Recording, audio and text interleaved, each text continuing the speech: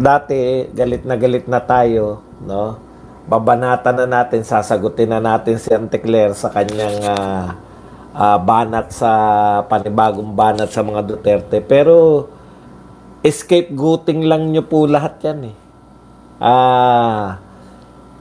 Walang amount ng scapegoating o diversion yung makaka-divert sa mga balita tungkol dito sa flood control project. At hindi na po to tungkol lamang sa flood control project. Mas marami na po, no? Yung buong DPWH, sabi nga ni Ping Lacson, parang sindikato na yung buong DPWH organization.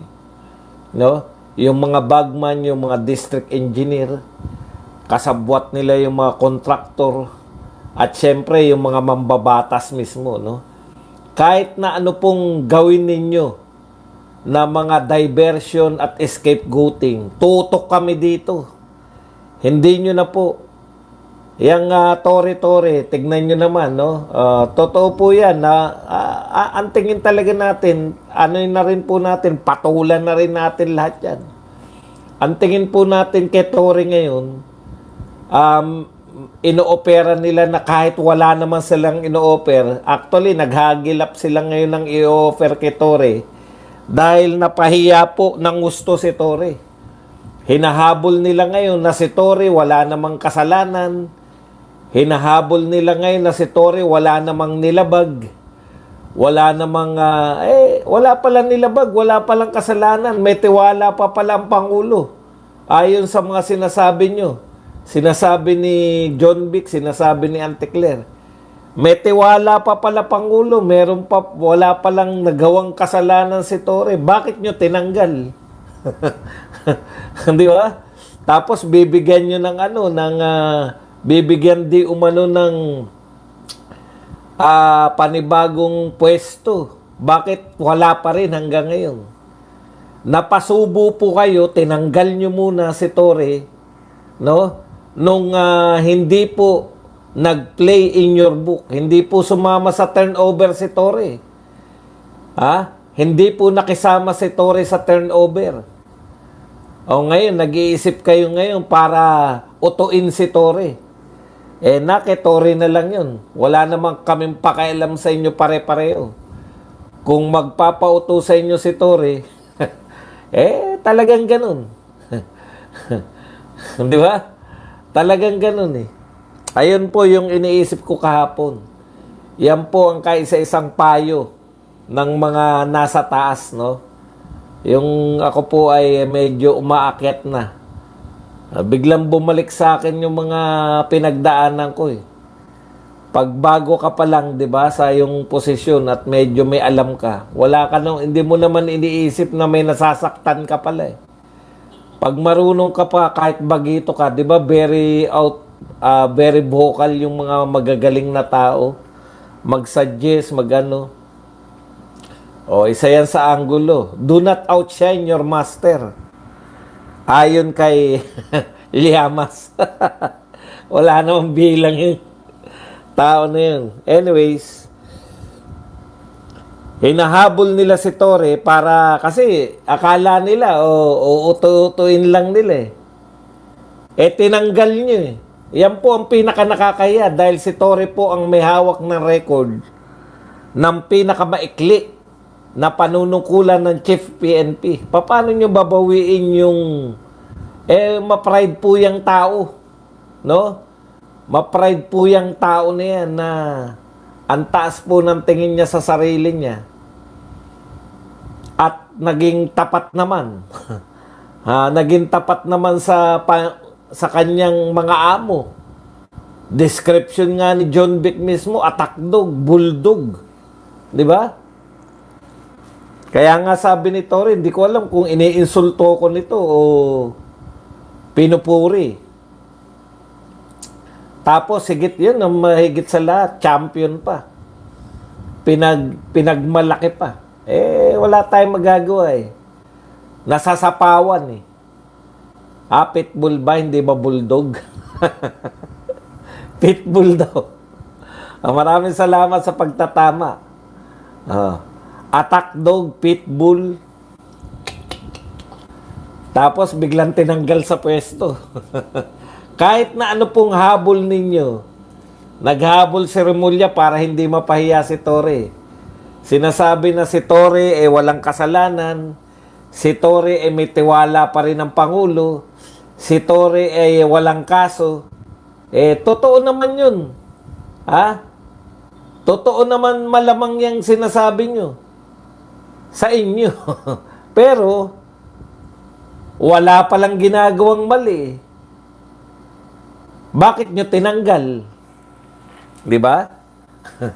Nagbobolahan ba tayo? Ibig sabihin, kapritsyo nyo lang, John Vic. Kapritsyo lang yung tanggalin ang isang chief PNP. Oh.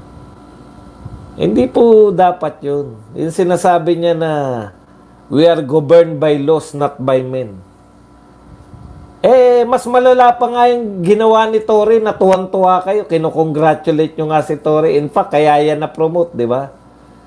Tuwan-tuwa kayo dahil sa mga pinaggagawa ni Torre, no? Na pagpapahul o paglusob sa KOJC at pagpapasakay sa eroplano kay Tatay Digong. Tuwan-tuwa kayo eh. Asan doon yung governed by laws and not by men? Wala nga kayong ginawang respeto sa batas nung ginawa ninyo yan kay Tatay Digong. Tapos ngayon, iba po yung toke sa nasaksiyan namin. Ang nasaksiyan namin, si Torre, ang bilis ng pag-akyat, ang bilis ng paglipad, ang bilis ding lumagapak. No? Parehong kagagawan nyo yan. Mabilis nyong pinuromote, tapos ngayon, mabilis nyo ring ibinagsak sa lupa. Ang nakakatakot niyan, may mga supporter yan na sumama loob. Paano nyo ngayon uutuin? Akala kasi ng mga to, uto-uto mga Pilipino eh. Shoutout sa may birthday ngayon, si Jade Visual Studio. Happy birthday sa iyo, Jade. Okay. Ito na naman po, meron na namang press con to si Auntie Claire. At syempre, may mga nagtatanong po dyan para mabanatan yung mga Duterte. Ano po masasabi nyo sa sinabi ni Mayor Baste? Na, nasan ba si Mayor? Sino? Ganun pa mga dialogue eh. Sino ka mo? Si Mayor Baste po. Nasaan si Mayor Baste? Nasa Netherlands po. Parang ano eh, no? Parang anong tawag doon? Parang hindi niya alam na nasa Netherlands. May mga nagtatanong para makabanat sa mga Duterte. Wala na pong epekto yan. No? Kahit na ano pa pong sabihin nyo sa mga Duterte ngayon na magnanakaw ang mga Duterte, na may mga nilusta, wala na pong maniniwala sa inyo. Dahil walang pondo ng flood control yung mga Duterte. Si BP Sara, confidential fund yung pinag-uusapan. Walang naitayo, walang ang bilyon yung pinag-uusapan natin. Wala na yan. Mga scapegoating nyo, mga diversion. Wala na pong talab sa mga Pilipino yan. Nakita na namin kung sino yung mga tunay na mga magnanakaw. Kaya yung issue nyo na nagbabakasyon si Mayor Baste, katarantaduan yan. Maliliit na issue yung binabato nyo sa mga Duterte. Hindi nyo masagot yung napakakalaking pera. Trilyon. Tapos akala mo ano sila eh, no? Pag nagsalita si BBM tsaka to sila Auntie Claire, akala mo hindi sila yung gobyerno eh. Kayo ang pinuno ng DPWH. Kayo ang pinsan mo yung pinuno ng House of Representatives. Waiter nyo yung pinuno ng Senado. Kayo yan. Kayo ang gobyerno. Utang. Akala nyo, paimbestigahan natin yan, kakampi man o hindi.